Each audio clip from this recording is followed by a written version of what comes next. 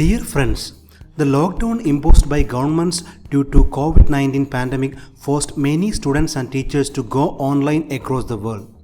For many of us, it is a new experience, but believe me, it is a great skill you can learn these days. Because many studies have shown that technology-enabled online teaching is one of the skills all modern teachers must have. In this video, I would like to share some tips which I have learned from my experience in online content creation. I hope this will be useful to all of you to be effective online teachers. Some of the tips may be known to you already, but no problem. Watch the entire video so that you may get some new ideas also. Tip number 1. Ensuring internet speed. Unlike the pre-recorded videos, for online classes, a good internet speed is required. If you are using a landline-based home Wi-Fi modem for internet connection, make sure that you disconnect all the other devices like smartphones, laptops or tablets from the Wi-Fi. This will ensure that you have a high-speed internet connection when going online. When you are using a 4G Wi-Fi dongle or 4G Wi-Fi hotspot from smartphone, make sure that no other applications are using internet in the background. This will provide you a faster connection. It is a great idea to keep your 4G device at a place where good signal is available. Moving your 4G device near to the window or door can greatly improve the internet speed. Tip number 2. Changing the settings in Google Meet application. Before joining the meeting, make these settings in your Google Meet application. Go to Settings of Google Meet. In the audio settings, make sure that the correct microphone is selected. Because in online teaching, audio is more important than video. Even if the content is so engaging, if the audio quality is poor, the interaction will not be as expected from the audience side. In this example, I am using a USB microphone like this. This will provide you better audio quality when you go online. Don't worry if you do not have such a microphone. Even if you have a good quality headset or a headphone like this, you can greatly improve the audio quality instead of using the built-in laptop microphone. If you do not have any of this, then try to sit closer to the laptop microphone. Now, in the video settings, increase the send resolution to maximum, that is 720p if you have a good internet connection. By default, it will be at a lower resolution of 360p. Change the receive resolution to audio only if you do not want to see the video of the audience. This is because as a teacher, you are going to present the content. That means you are the sender and not the receiver. This can save a lot of data when you go online. Even if you want to see the video from the audience, change the settings to standard definition 360p, one video at a time. When you enter the application, turn off the camera if you are presenting a PowerPoint presentation or PDF document to the audience.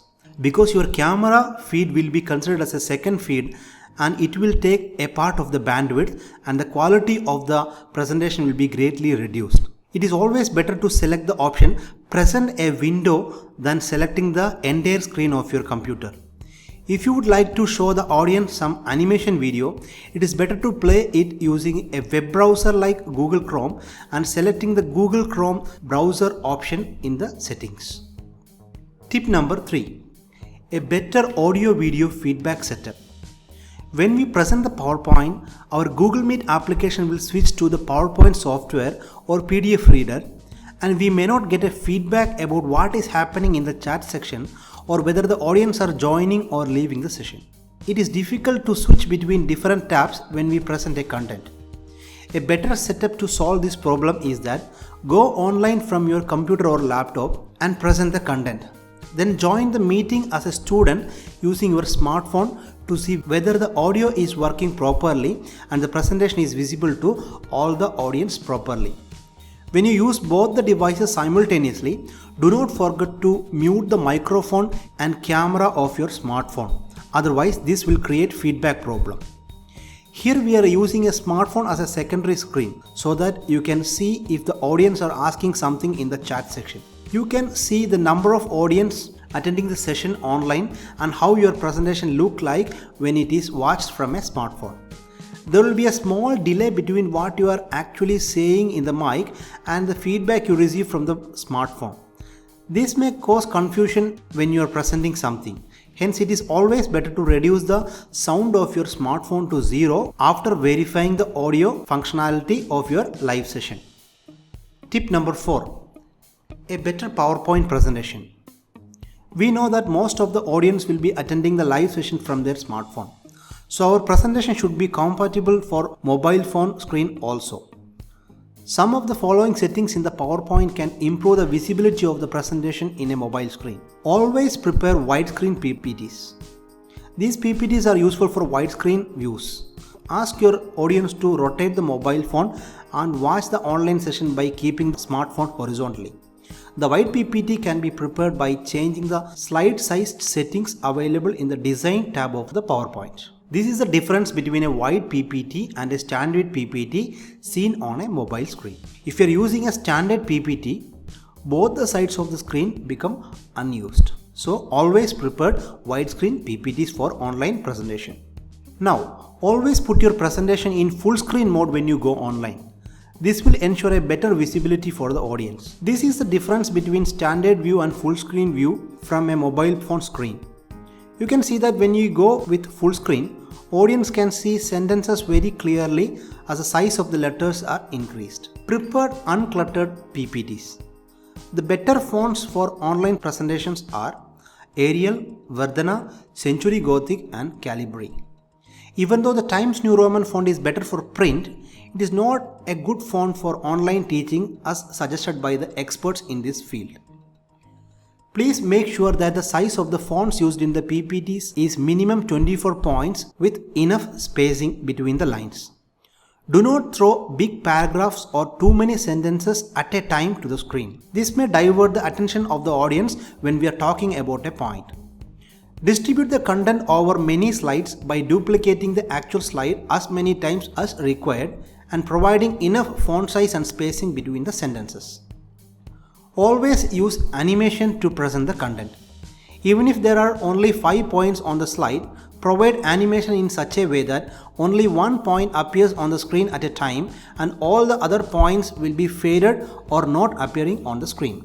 This will help you to get the attention of the audience to a particular point you are discussing. When you talk about diagrams in your PPTs, please make sure to put the diagrams and sentences side by side.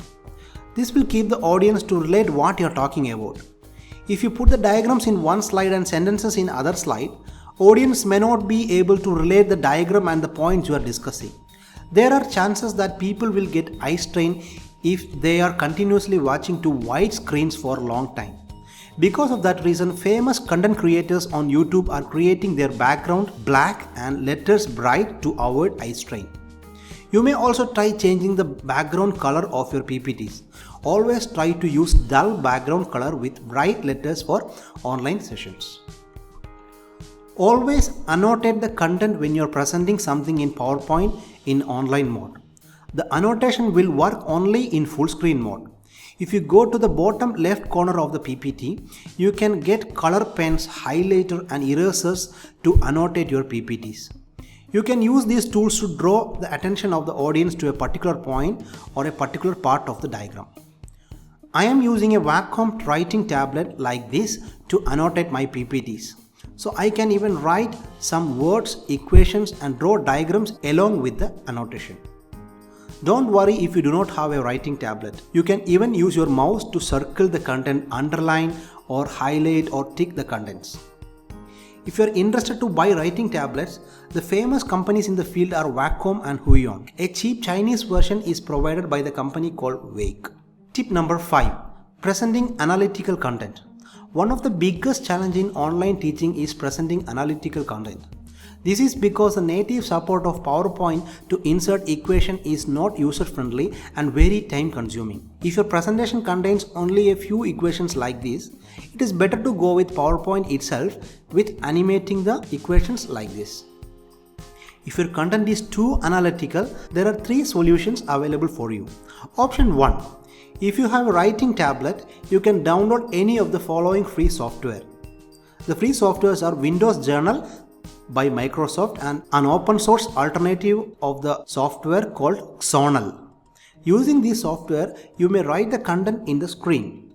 You can even draw diagrams and derive equations. The software I used here for illustration is Sonal.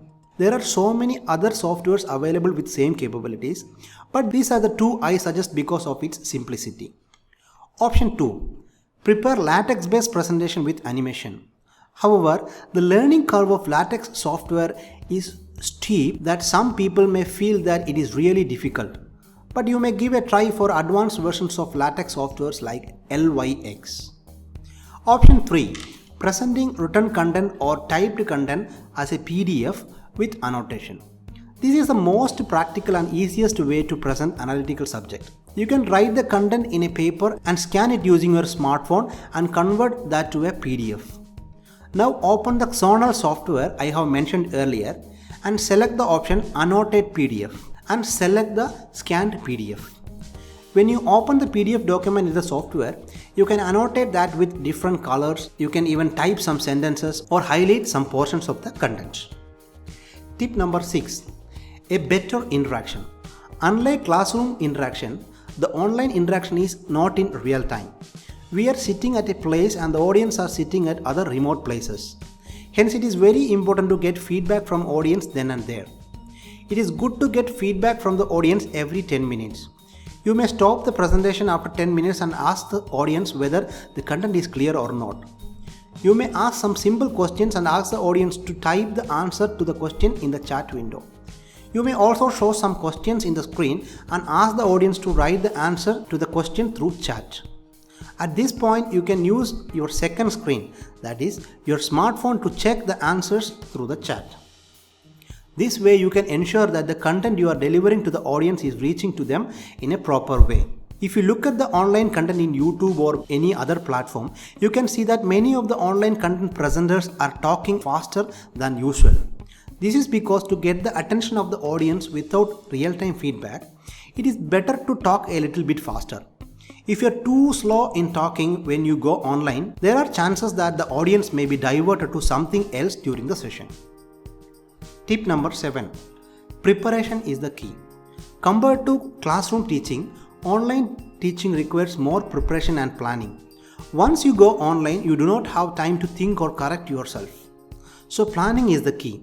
Always plan each slide prior to the online session and present seamlessly. Always try to make your content interesting and attractive so that we can get the attention of the audience throughout the session. If available, show some animations or practical applications of the content we are teaching. Thank you for watching this video. I hope it was useful for you. Happy online teaching.